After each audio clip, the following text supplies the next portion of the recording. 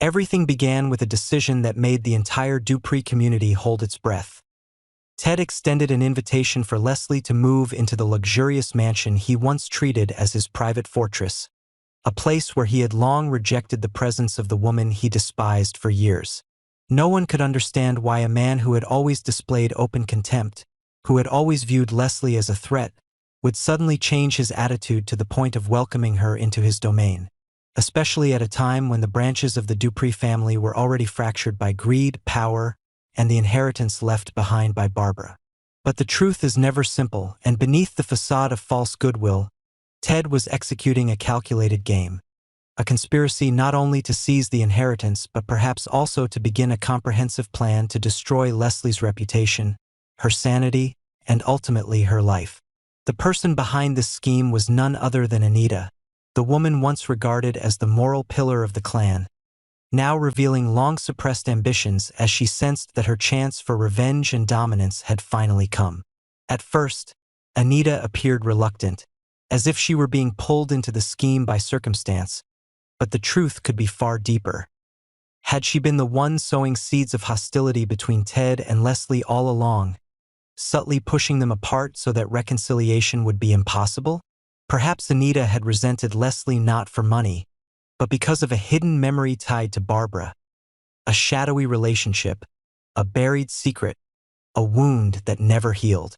And now, with Barbara buried deep in her grave, Anita was finally acting to erase every trace the woman left behind. With Leslie as the last living symbol of what she could never forgive, Ted was not acting alone, and that was what made the game so dangerous. There was something chilling about his sudden change, something not explained merely by Eva's pleas, or a desire to reconcile with the family, or even to win over his mother-in-law. It was a deliberate coldness, supported by some hidden force pulling strings behind the curtain. Was someone financing Ted, feeding him information and strategy, to not only crush Leslie but also restructure the entire Dupree power dynamic in his favor? Inviting Leslie to move in was not only a psychological trap, but also a way to control every aspect of her environment. Her food, her medicine, her social interactions, everything would fall under Ted's influence. Slowly, warning signs appeared. Leslie began to complain of fatigue, disorientation, confusion, and strange recurring dreams. Every symptom pointed to the possibility that Ted had been secretly introducing mind-altering substances into her food or medicine. If he succeeded in fabricating a medical record that proved Leslie mentally unstable, he could easily claim guardianship over her inheritance, or worse, have her committed to a psychiatric facility where her words would be dismissed as delusions. From that point, control of the estate would rest entirely in Ted's hands, or in the hands of whomever he appointed, and Leslie would be erased from society like a ghost. But the greater question remained: would Ted stop there? Or did he plan to destroy Leslie not only legally but also physically and psychologically, ensuring she would never have the chance to resist? Meanwhile, cracks began to form in Ted and Anita's alliance. Outwardly, they still appeared synchronized, but inside, Anita began to feel the icy manipulation Ted was exerting over her. His promise to delay divorcing Nicole became a bargaining chip, reducing Anita from an equal partner to a disposable pawn. Quiet resentment evolved into vigilance, and Anita began her own double game. Collecting information, documenting Ted's suspicious actions, preparing for the moment she might need to strike back. She refused to become the next victim because Anita understood one thing clearly: a man capable of driving another into madness could just as easily invent evidence to eliminate her once she was no longer useful. On the other hand, Ted also grew wary, realizing Anita no longer fully trusted him. He began consulting his personal lawyer, secretly transferring assets, paving the way to cut her out of the alliance if betrayal loomed. In this game, no one was a friend forever, and every alliance came with an expiration date. The wild card, however, was Nicole, the woman caught between her calculating husband and her ambitious mother. At first, Nicole believed Ted and Anita's cooperation was for the sake of protecting the family, stabilizing the chaos within the Duprees. and perhaps even out of deference to Eva's request that Ted soften his stance toward Leslie. But the pieces stopped fitting when she overheard awkward conversations between her husband and mother, when Leslie began behaving strangely and her contact with the outside world was subtly restricted. Nicole started to suspect something darker. Attempts to speak privately with Leslie were blocked by Ted with overly polite, artificial excuses. Gradually, Nicole realized she was being shut out, reduced to a pawn meant only to legitimize a sinister game. Now she stood at a crossroads. She could expose the conspiracy, siding with the truth even if it meant betraying both her mother and her husband, or she could look the other way, perhaps even assist, if she thought it would secure her position within the family. Deep inside, Nicole carried a sense of inferiority toward Leslie, the outcast who still managed to retain the trust of many in the family. Perhaps, hidden within Nicole, there was a desire to see Leslie fall, and now that chance was within her grasp. The danger escalated as Leslie, lost in psychological chaos, began to doubt herself. She felt directionless, unable to distinguish reality from illusion, friend from enemy. Her dreams repeated. Her belongings disappeared only to reappear unexpectedly. Her phone calls went unanswered, pushing her closer to a state of collapse.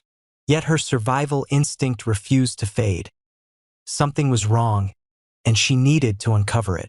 She began keeping a journal, hiding miniature cameras in her room, desperately trying to collect evidence that she was not insane, that someone was deliberately making her seem that way. But would she have enough time? Or would she be taken away before she could reveal the truth? Meanwhile, Ted prepared his next move, fabricating an emergency call, arranging for a doctor to appear at just the right moment, ready to declare Leslie a danger to herself. Once that plan succeeded, nothing would stop Ted from seizing everything. The ultimate question still hung in the air.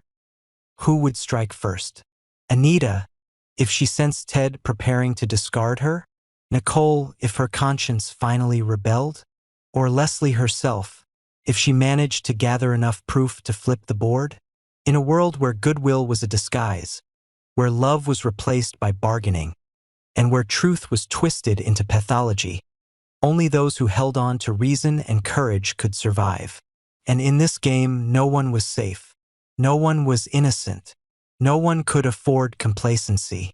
For behind the gates of those glittering mansions lay a labyrinth of power, where loyalty was a commodity and betrayal was only ever a breath away. Ted seemed to have no emotions left beyond calculation, as if his entire being now existed for one single purpose: to erase Leslie from the Dupree family's map of power. But perhaps it had all begun much earlier, rooted in an obsession never clearly explained between Ted and Barbara. Some still remembered that Barbara had never truly believed Ted was worthy of Nicole, and may have even blocked his access to parts of the estate in the past. When Barbara died, the secrets buried with her turned into a haunting weight, and the fact that Leslie inherited a large share of the fortune became the final blow that drove Ted to decide not only to destroy her, but also to obliterate everything Barbara left behind.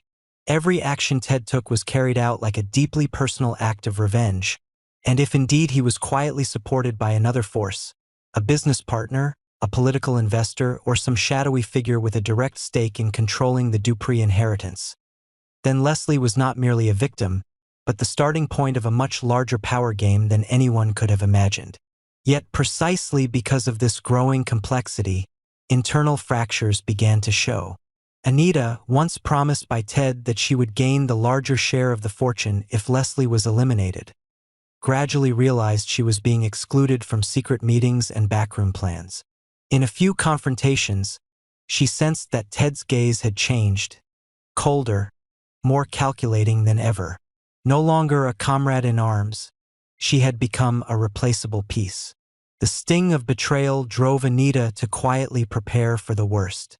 She had her personal lawyer draft protective contracts, placed recording devices in her office, and deliberately monitored Ted's schedule. One night, she discovered a strange international call lasting over an hour on his private phone, with a European country code. something no one else knew about and which had no explanation. In that moment, Anita realized the game she had stepped into was no longer within her control. As for Nicole, she found herself increasingly trapped between two gravitational pulls.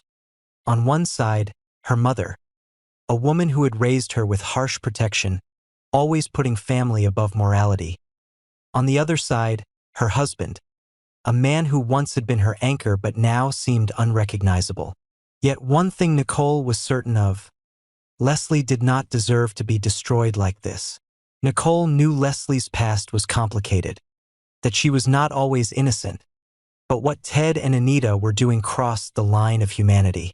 And as Nicole tried to make sense of it, she stumbled upon small clues Leslie had left behind. A sheet of notes documenting her exhaustion, a blurry video from a hidden camera showing Ted mixing a drink, a medical file with signs of digital tampering. Piece by piece, they formed a chilling picture. Her husband was methodically trapping her cousin in a prison with no bars, one built out of drugs and psychological manipulation. From that moment, Nicole was forced to choose. She could continue to feign ignorance, protecting her social standing and position within the family, or she could become a whistleblower, an act that would topple the entire power network Ted and Anita had constructed, likely pulling her down with it. What unsettled her even more was that when she turned to Eva for help, instead of shock, Eva simply remained silent and uttered a cryptic line about what a woman must sometimes do to protect her blood. Did Eva know? Had she allowed Ted to do this as a way of keeping Leslie under control? Nicole realized that if Eva was also part of this web, then she was more alone than ever. But that very isolation made her dangerous, for she now had nothing left to lose but the truth. Meanwhile, Leslie, though manipulated, had not completely collapsed. Her days in Ted's house had become a cycle of suspicion and fear, yet also sharpened her clarity. She sensed she was being watched, noticed that food sometimes tasted strange, and found her calls never went through. But she could not cry for help. Every action was monitored, twisted into evidence that she was unraveling. Old friends were systematically cut off, and her personal lawyer abruptly withdrew without reason. Still, Leslie had kept a spare key from her earlier days in the house, and one night, she slipped into Ted's study when he was away. There she found a file labeled Legal Contingency, Leslie D., filled with forged medical records, fake correspondence, and even doctored photos portraying her in a psychotic state. It was the evidence she needed to shatter everything, but also proof that Ted had gone far beyond the point of return. And Leslie knew, if she did not act quickly, Ted would not stop at driving her insane. He might make her disappear entirely. The breaking point came when Anita discovered Ted was transferring part of the estate into a trust under a stranger's name, a person she had never heard of, but who stood as sole beneficiary if Leslie were declared incompetent. When Anita confronted him, Ted did not deny it. He merely asked coldly, "How much longer do you think I need you?" That sentence shattered every assumption, every unspoken agreement, and Anita instantly shifted into open opposition. But this also convinced Ted that the time for decisive action had come. He tightened surveillance on Leslie, increased the doses slipped into her meals, and accelerated the medical evaluation through a friendly doctor. A plan was in motion to coerce Leslie into signing over power of attorney, and if it succeeded, all of Barbara's estate would officially change hands. What Ted never expected was that Nicole, in her desperation, had copied the file Leslie had hidden and passed it to a trusted reporter. At the same time, Anita sent her recordings of Ted's conversations to an anonymous lawyer. And Leslie, by some miracle, still kept a spare burner phone hidden in a vent. 3 attacks were about to strike at once, from 3 different directions.